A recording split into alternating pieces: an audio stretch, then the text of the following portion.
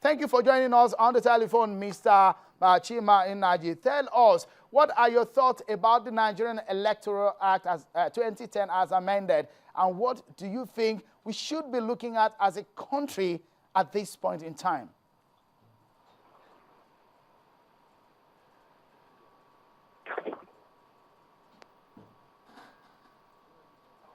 Ask again. Okay, Mr.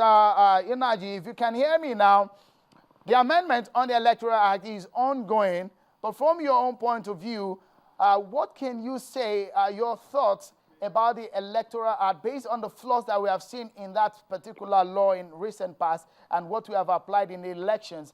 What should we be looking at as a country ahead of 2015 general elections?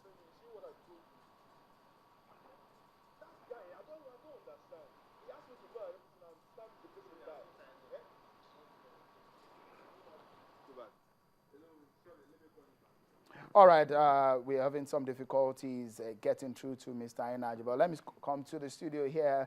Mr. Agbaje, tell me, you are a politician, of course, and you were part of the 2015 general elections. If I had to ask you, what exactly do you think we should be looking at as a country when it comes to the flaws in our Electoral Act?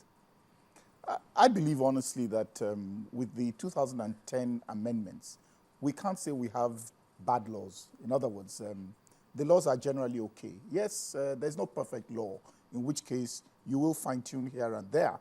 I believe what matters is in how we implement the laws. If we look at INEC today, or we look at INEC in 2007, it was a disaster. When the new leadership of INEC took over in 2000 and just before the 2011 elections, people felt that, well, we had a leadership that could be trusted to be a fair umpire. And so to that extent, people gave the benefit of doubt. And I think people generally agreed that the 2011, based on the short period that INEC or the new leadership had, was definitely much better than 2007. Then we went on to Edo elections. Edo elections seemed to give us hope that things were looking better. And so there was more confidence in the INEC of today. But then Anambra came, and Anambra kind of shattered that confidence.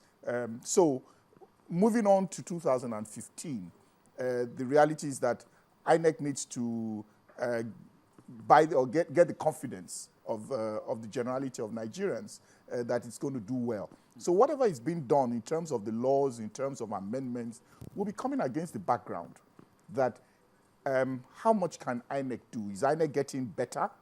Or was Edo, for example, just a fluke? So if it was a fluke, then there are things you will not do. So when people talk about things like, should we have elections in one day, all elections in one day, it will be against that background. That do we think that the INEC, as presently constituted, can conduct all elections in one day? All right, just a moment. It seems that we have Mr. Nnaji back with us on the telephone. It's interesting if you can hear us. We'd like to get your thoughts on the program, Mr. Nnaji. If you can just tell us, what do you think Nigerians should be doing right now when it comes to the flaws that we have in the Electoral Act of 2010 as amended? What do you think we should be looking at? Well, good evening, viewers, and thank you for inviting me on phone. So, actually, the issue about the electoral process in this country is the one fraught with a lot of problems. And recently, there have been a number of attempts to tinker with the Electoral Act. There has always been the argument about whether the electronic voting process should be made more manifest and concretized in the Electoral Act.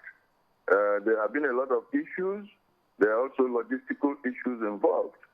What do we have? Sometime last week we had arguments about shifting the burden of proof from because the normal judicial principle we have that he who asserts must prove. Some argument is that election and electoral matters are sui generis. So it could be particularized for that, for evidential reasons.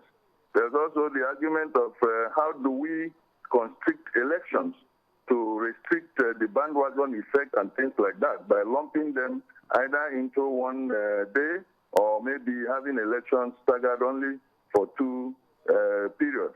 These are all issues, but I don't know how much of time we do have to grapple with all these, the plenitude of all these issues that we have that have been bedeviling our electoral process.